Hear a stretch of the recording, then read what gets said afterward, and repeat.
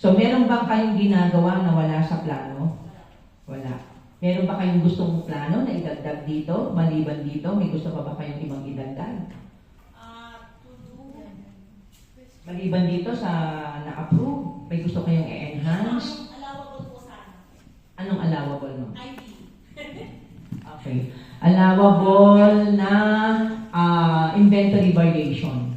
So, ano yun? Internal operation natin. Ito kasi yung ano.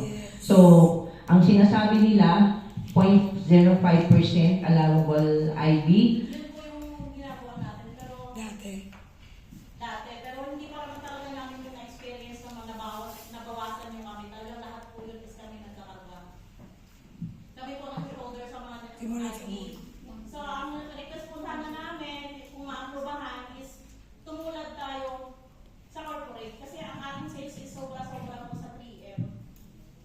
Kumbaga, sa area po natin, talaga number 1 tayo sa sales. Sana po, mapagbigyan nyo rin kami na meron kami mababawasan din po yung aming discrepancies. Ano po yun? Discrepancies po. Sa discrepancy man, yung inventory variation. Yun po yung ayaw namin po. Meron lang ako i-clarify dito sa customer service. Complaint. Yes, yan. Kasi nabanggit mo kanina, kulang lang sa pansin. Never said that. Kulang sa pansin. Customer complaint is a opportunity. Parang yun po yung lang po yung evaluation Kami sa natin. pansin Yes. dito. Opportunity po yun para sa atin. Walang kami sa pansin dito.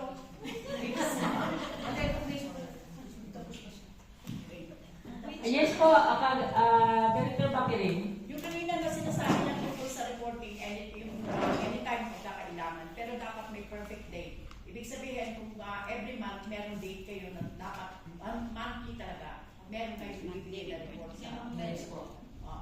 sa operation head kati-furnish siyempre ang BOD. Para at least nalalaman namin, natatakbuhan namin kung ano yung talagang nangyayari sa 7-Eleven. Opo, noted po yan. Ang tatlong department natin ay required na mag-submit ng report. Okay po. Check. Yung report po, meron naman talaga siyang monthly. May gine-generate yung ang basis ng reporting ng 7-Eleven is the financial side. Kasi may binibigay si PSC ng monthly report. Mula sa binibigay ni PSC, ni Philippine Seven Corporation ng monthly report, binabanggayan doon sa ating operational naman. So mula doon sa binigay ni PSC, dapat meron ng operation para doon sa financial statement. We are only asking na mabigyan ng report ang BOD doon sa mga para nakipanish lang. Para at least aware tayo ano na nangyayari doon sa 7-Eleven. Okay. Kasi sabi niya kanina, kung kailan daw kailangan lang. As needed. Yun ang report niya kanina eh.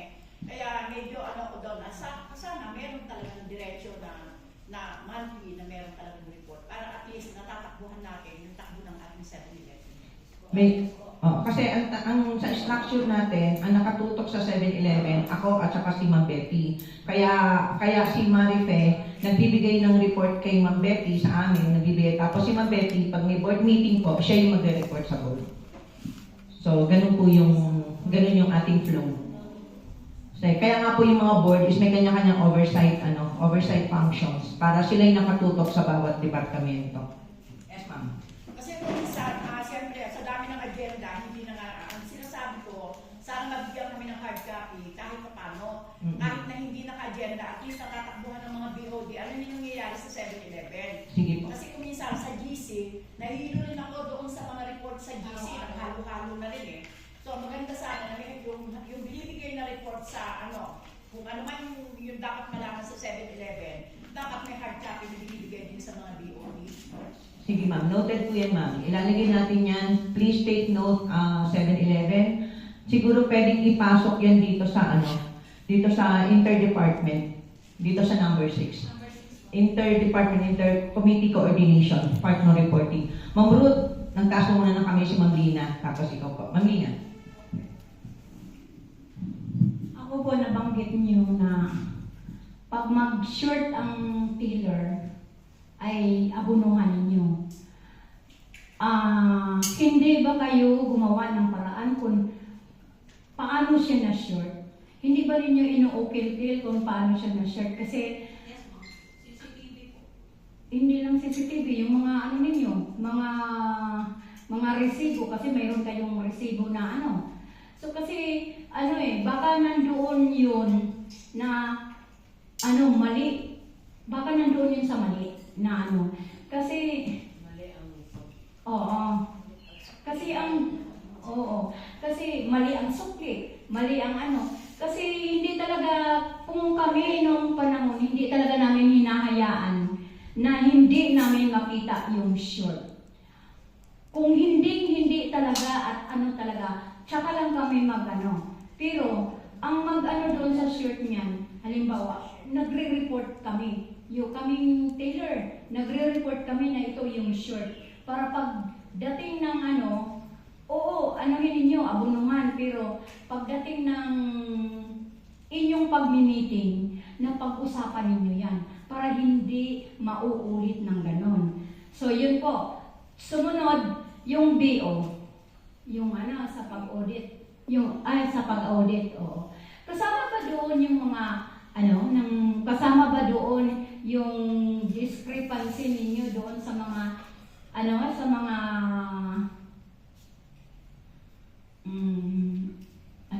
overdue? Overdue ba yun?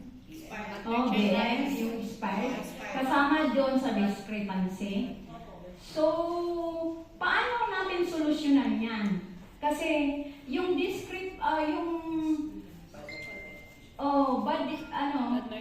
merchandise, na natin, maaayos natin para hindi kayo ng malaking discrepancy. Kasi doon natin nakukuha ang iba eh. Hindi lang iba. Marami doon natin nakukuha. Di ba mayroong instances,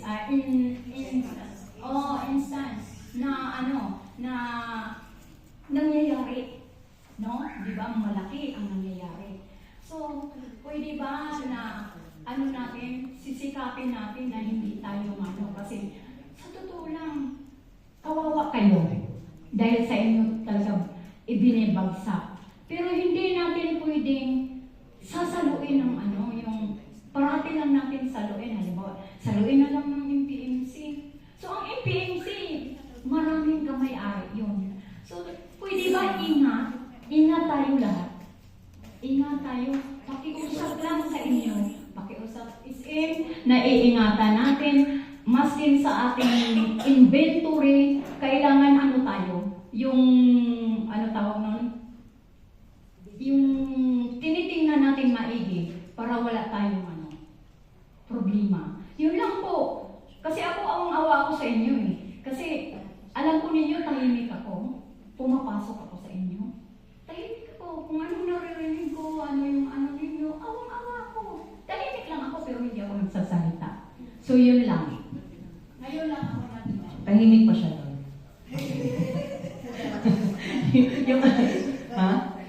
Tahimik po, tahimik.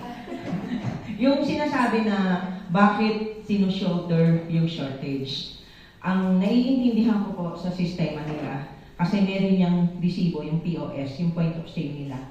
Ang basis nun, yung point of sale, kung magkano yung total sales doon, tapos bibilangin niya yung cash count.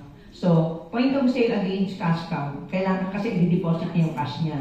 Doon lumalabas kung minsan may shortage sa cash. So, kailangan nang i-deposit kasi ang policy ng PSC, dapat hindi lalampas ng 2 araw, may deposit mo lahat ng sales. So, ang ginagawa niya, inaabonohan na lang niya as store manager kung ano yung shortage sa cash count.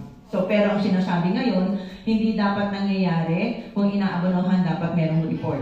Bakit short siya? Dapat may IR, may incident report. Yun ang sinasabi niya na baka pwedeng pagtuunan ng pansin ng ating officer. Para ma-dig out, bakit short? Saan galing ang short? Yung gano'n, di ba? Yung supervisor, yung ganyan. Basta yung, yung sistema nila. Tapos yung sa variation, ang sinasabi mo, nakakaawa sila kasi salary deduction yung mga, yung mga bad merchandise sa kambang. Para sinasabi ulit, mag-devise ng system para talaga ma-minimize yung mga discrepancies on merchandise. Tama po ba yung gets ko, ma'am? Okay, ma'am. Sige po. So, yun. Ma'am Rachel, meron si Ma'am Ruth. So, pwede bang si Ma'am Ruth muna bago ikaw, Ma'am Rachel? Si sister, kanina pa nakikita ko po na may dagdag po kayo. Sila muna, ma'am. Okay, Ma'am Ruth. Ikaw daw po muna, ma'am.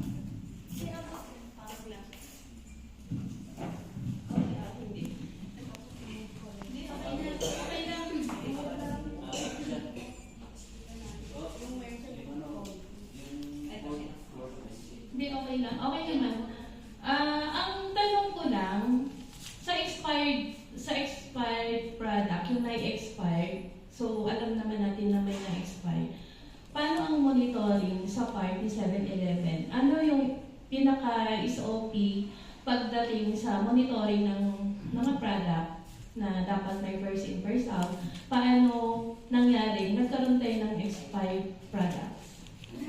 At paano yun? Kanino bang ano yun? Kasi kung kasama ba yun sa training na dapat monitor mo yung expired, yung production date para hindi tayo na-expire ng produkto.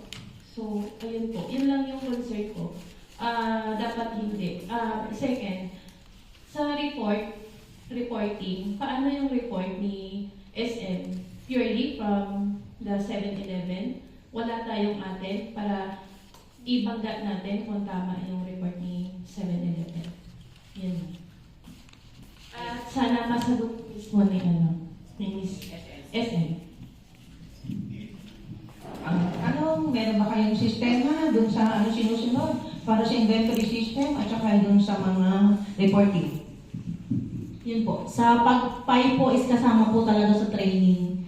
Since po is over po ako ng ordering last February for the event ng March. Kasi pa ang ordering po kasi niyan is 1 month before, bawa ngayon, close na yung ordering ng July. Ibig sabihin, for the month of July, i-order ko na ngayong June. Ganun po siya. Hindi po siya June is order ka ng buwan ng June. So parang naka-forecasted na po siya. Mali po yung forecast ko doon since po na anticipated po na mayroon tayong event na iniisip namin sa amin kukuha yung sa ano. Pero mali po talaga dahil hindi po namin na-monitor ang mga dates, which is lapses po talaga sa akin as store manager dahil cargo ko silang lahat. Wala pong nag-monitor since kulang ng tao. At ako po talagang sa akin sa part ko, hindi ko na kayang dipahan po. Kumbaga, doon pa lang sana sa pag-receive ng item is nailagay na po sana sa unahan kung ano po yung nearest expire date na hindi ko po nagawang i-follow up po sa nagkamada. Yun po yung mali ko doon. Kumbaga, tiwala po. Yun. Tapos, sa expiration naman po, is mayroong mga product na returnable. Ang mga product naman na hindi returnable is yun po yung nasa rice mill, fast food, tsaka yung mga allocation na napakahirap kasi hindi siya pwedeng stop. Allocation, ibig sabihin, yun po yung mga bagong product ng 7-Eleven na binababa sa amin kahit hindi namin in-order. So, ibig sabihin parang nasa testing period pa lang siya kung mabenta o hindi. So, katulad ngayon, ang allocation sa amin is yung mga hiniwang prutas na napakamahal. Mostly po hindi talaga nabibenta kasi isang pack is 59 pesos, 4 na hiwa lang. Hindi pwede tayong tumanggi kasi nasa franchise agreement po na kailangan tumanggap tayo kung ano mga bagong product ni 7-Eleven. Ang ano lang mo talaga, kahit anong upsell mo sa customer, since mahal siya, hindi talaga sila bumibili. Yun po, pasensya na po talaga. Mostly po kami, as staff, binibili na lang po namin. Kasi meron tayong program na alas 7 deals. Tuwing alas 7, mayroong automatic nagle-less doon sa ating POS. POS, yun po yung pinipindot ni cashier para sa transaction. Automatic nagle-less yung item ng 20%. So, ginagawa po namin, ginagamitan pa namin ng senior discount para 40% ang bababawas. Kahit pa paano, nababawasan yung BM. Kung kami ang nagkakarga, Si Ma'am Jane, lalong-lalo talagang number 1 tumatangkilik yan sa mga item na nearly expired. Kaya, yun po, noon ko pa hinihiling po, suportahan niyo po kami pag may pinupost kami ng mga items na less 20%. Kahit po paano mababawas po yun sa aming discrepancy. Yun po. Ang report po, araw-araw po may 12 na report na pinapasa kay 7-Eleven. Doon po naka-include yung discounted items, mga transaction purpose, mga report na kay accountant lang, 4 po yun hindi pwedeng buksan. Wala tayong access. Kung ano yung laman ng TRR, yung PCM, CRD at saka MD7. Yun po yung kay accountant lang.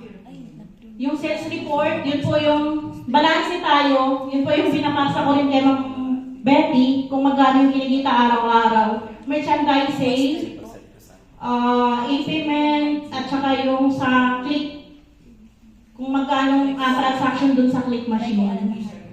E-services kung tawagin. Yung mga card terminal reports, GCash report, kasama po yun sa 12. Araw-araw po yun. Ang binibigay ko lang po yun is yung kay Ma'am Betty na sales report. Ini-endorse po yan every shift po. Nasa GC din po.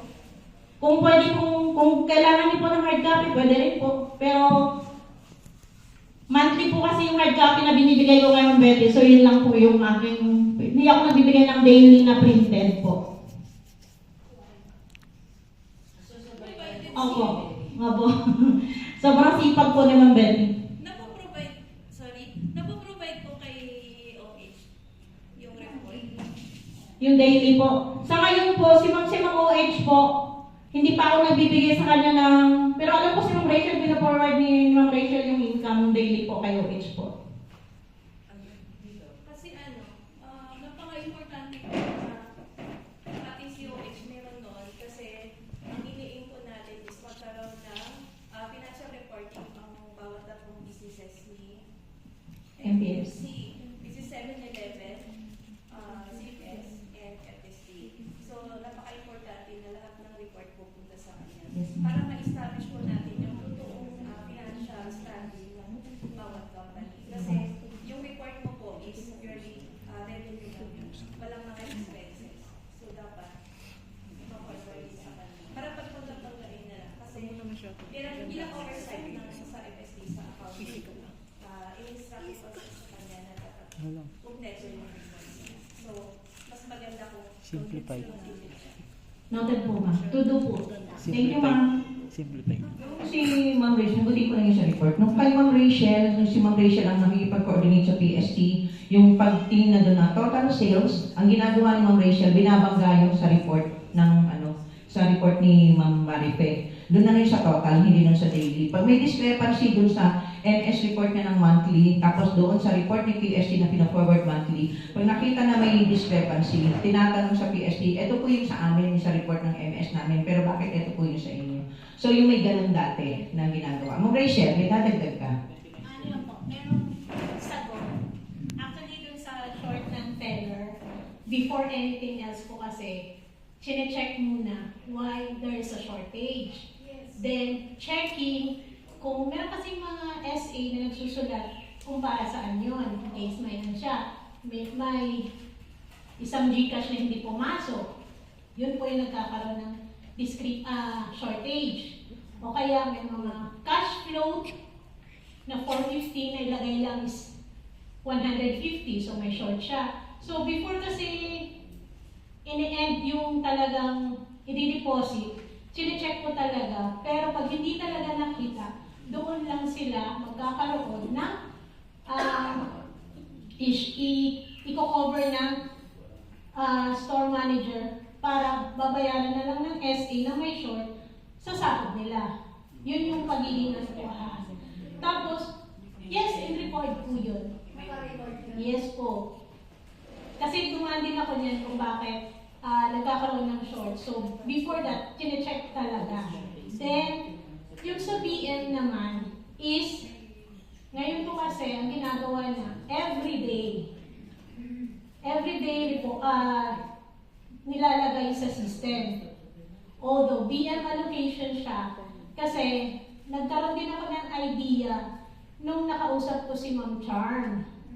Para daw magkaroon din ang 7-Eleven na key points para maisabit sa BOD bakit nagkakaroon ng discrepancy po sa inventory. So, ang ginagawa kasi ngayon is everyday allocation, yung BM merchandise talaga, tapos on the end of the month, sasabihin na, i-report ni SM na ito yung allocation na hindi na kasama naman sa contract natin. Wala tayong magagawa kung maibebenta or hindi.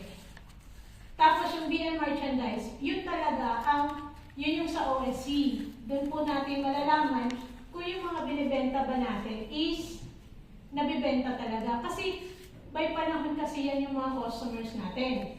Sa araw na to, gusto nila ng tortang talong. Bukas, iba naman. Depende po kasi yan sa choice ng consumer natin. Then, siguro po, ang iaat po ng kay Ma'am Ruth, yung pagdating sa report nga po.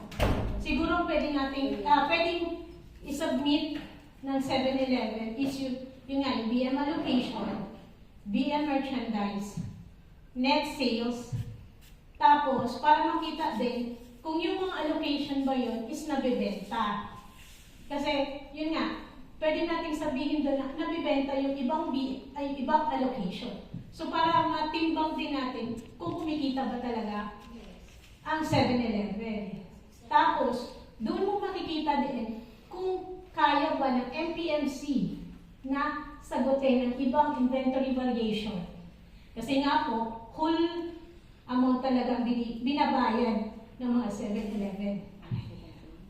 Then, yung expired kasi, now po, alam niyo po yung issue na yun ng mga expired. First, yes, mistake is FIFO. Then, wala kasing in charge kung sino yung dapat mag-check ng items na yun.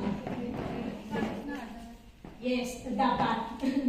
Yes, dapat po talaga. Pero, yun nga, we learned the lesson na. So now, meron na kasi kaming ginawa na isang sheet with the beginning inventory, date, expiry date, new delivery, quantity, in, out, and balance of the day. So, on the end of the day po or end of the month, maibibigay din po ng 7-Eleven sa BOD para malaman din kung magkano din po yung variance no ng mga BM din po ng example, branch cut. Doon malalaman din na kumikita. Ito yung target natin. Ito yung cost niya ng isang chicken. Ito yung na-BM natin. So, siguro makikita natin kung meron ba talagang break-even yung sa costing po. Yun po. Sagot ko.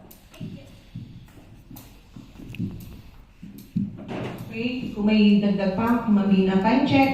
Kasi as per schedule, dapat 2:30 tapos tayo sa pagkikritiking ng plancha product. Dali lang ma'am ha, si Ma'am Lina muna tapos si Ma'am Presi. Ang ko kasi yung inventory talaga. Para kung makita na natin na malapit na pwede na natin yun ipakiusap sa ating mga officers. No, ito okay na kami malapit na ganito. So, pwede ninyong bibili na to para wala na tayong BM. So, importante talaga everyday nag-inventory. Kasi para makikita yung malapit na. Para yung board director, yung mga staff, yung PM, ay maibili niya na hindi siya natatakot na ipakain sa mga anak niya. Kasi alam niya na 3 araw pa lang bago ang bilhin. Diba to? 2 days. 2 days. Bago So, hindi tayo matatakot na ipakain natin sa ating mga kasambahay o kasama sa ating pamilya. So, yun ang gusto kong ipaano. Yung product kasi ng 7-Eleven, may iba't ibang category kasi yan. Yung mga sinasabi niyan mga nasa OST o Open Showcase, kadalasan, ang shelf life niyan is 3 days lang. Kaya nga yun yung isang mabilis na nagpo-post ng 7-Eleven na ito yung may 20% discount, ito yung may 7-Eleven deals. So, ibig sabihin yung ASAP. Pero nangyayari as per SM, hindi naman nakakatulong, hindi nakakano yung ating mga members. Kahit na i-post pa ng i-post, and yet nananatili na 2 days before nagpo-post na sila, pero mismo sa hanay natin, hindi rin natin tinatangkilik yung sinasabing DM. Yun ang nire-release ng ating SM. Okay, pero napopost po nila yan, yung naging kahinaan lang, yung huli, yung sa crunch time, yung sa chicken. Ma'am Presley. Nababadir ako doon sa yung bad merchandise. Siguro SM, may tukoy kang tao para siyang nagmo-monitor noon. Kasi kung wala kang tukoy, nagtuturoan kayo, hindi malaman kung sino ang talagang naka-in-charge doon. Yun ang number 1 na dapat na tingnan. Diba? So, napakahalaga kasi yung bad merchandise. Huwag nyo papakain sa amin, pinapakain sa amin yung mga alam namin yung mga kinakain namin parang Diba? Hindi dapat mangyari yun anak. Kailangan may tukoy kang tao na nagmo-monitor doon sa mga expiration noong tukoy na tao. Ibig sabihin, hindi yung kayo lahat, meron tukoy na tao talaga para doon, para at least namo-monitor ng maayos, kasi yun ang number 1 na nagkakaroon kayo ng discrepancy. So, sana, yung monitoring, napakahalaga yan napakahalaga yan na. Kaya kailangan, ikaw mismo, para ikaw yung SM, di ba? Ikaw yung store manager, ikaw yung mag-assign doon sa tao na yan, o ikaw store supervisor, ikaw naka-assign din sa mga pag na-expire yan, ikaw mananagot, ganun. Okay? Si Ma'am Gina and then si Sister Lizette. Yung kanina bang shinare ni Miss Rachel is a system being practiced by. Ngayon ma'am po, share na po talaga yung point person ko regarding sa mga dates. Kasi nga, So, ibig sabihin, napapractice na. Kasi ang haba ng report niya So, kaya, kumbaga, kung siya existing, then that's good. Kasi, parang address na. Oo, na-address na. Yun yung concern ko. So, it's good. Yun lang po. Kasi baka ako hindi pa na-adapt. Ibigay mo na sa kanya dahil siya ang SM. Paulit-ulit siya, na siya ang SM, dapat siya ang manguna doon. So, good naman po. Yun lang. So, na-address yung ilang concerns, siguro reiteration lang siguro. Ano po ating point person regarding sa dates of expiration? Sarap. Ngayon ko lang narinig yung flow ng 7-Eleven. Tapos ang ganda ng palitan. Ibig sabihin, yung BOD lang ang nagtanong, sumagot at may concern. So, babad talaga ang BOD. Yes, Wow. ma'am. Salamat. Sana next time hindi lang BOD, lahat tayo. Ha? Hindi yung makikialam ako kasi yung may concern. Yung naiintindihan ko ng konti, kaya may mga katanungan ako. Yung po bang inventaryo ninyo ay computerized na? No po.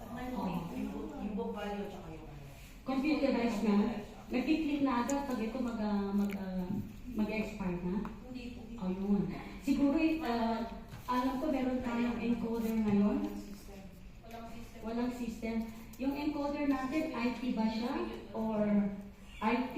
Gumagawa ka ba ng program? Sino ba si Jeff? Gumagawa ka ng program, Jeff? Hindi na po yun kaya kung ipagin po yun kasi akin po sa digitalization sa po na Ang tanong ko, kaya mo gumawa ng program sa inventaryo?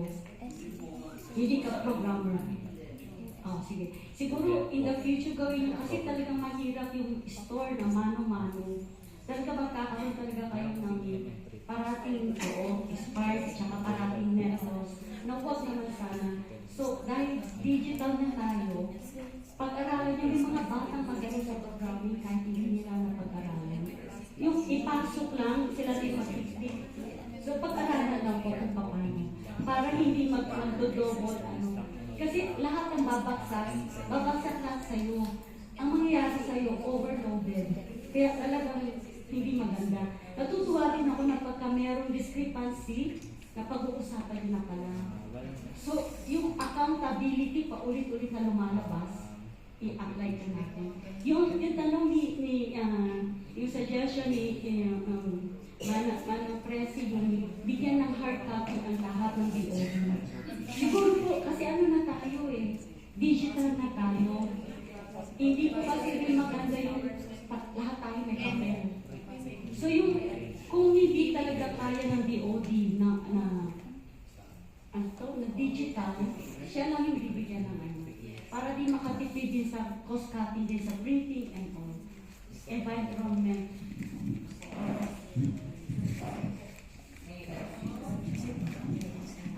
Yung ano, narinig ko na nag-discount na kayo pag alam nyo mag-expire na. May experience na kayo. Pag dumating ang narinig, wala kayong choice kasi nasa contract o binagsak sa inyo. Ang daya. Ang daya. So anyway, so nandun na yun. Alam nyo hindi mabibenta, huwag na kayong mag-antay ng 3 days. Alam nyo hindi mabibenta, i-post nyo na agad. Kahit na may loss kayo, at least nabawi, hindi malaki, hindi 100% yung loss. Ginagawa nyo na. Okay na, nabanggit na. System ang 7-Eleven na hindi namin, wala kami direct access doon ang SL, FSD. Kumbaga, may sarili pong system ang 7-Eleven. So, siguro, ang babantayan lang po natin, everyday yung cycle count na tinatawag. Cycle count sa isang produkto, sa isang product lines na dapat namomonitor natin. Yun lang. Pwede natin siguro idagdag manual yung cycle count. Sige. I-enhance yan, ma'am, sa mga category, yung mga naka-assign by category. So, yun yung manual. Okay? So, wala na pong dagdag na input o critics kasi kung meron pa, itutuloy na lang natin to. Siguro may session, siguro kami na-ayos yung board of directors. Pagdating po sa atin sa Manila, pagbalik, in-note lang po, tapos ipatawag natin yung ating SM at ating mga store supervisors para sa improvement or enhancement ng system natin. Okay? So, maraming salamat. Kukunin ko yung ni Sister Elisel. Ano gusto niyo? Heart o tapet clap? Heart? Lumilipad na heart. Kasi kahapon, since magkakatabi na tayo, tapitin mo naman yung kasama mo. Good job. To the right. Good job. Okay. So, tapik yung kanan. Ay, ito pala ay kaliwa. Hanggang doon sa gitna. Tapos yung dito, right naman, papunta sa gitna. So, ang makikinabang ng dalawang takip ay tapik ay si Ma'am Ruth. Left and right. Okay? Sige. So, bigyan natin ng siguro 10 tapik. Oh, para nagkamassage. 1, 2, 3, go! Yun! Good job! Next!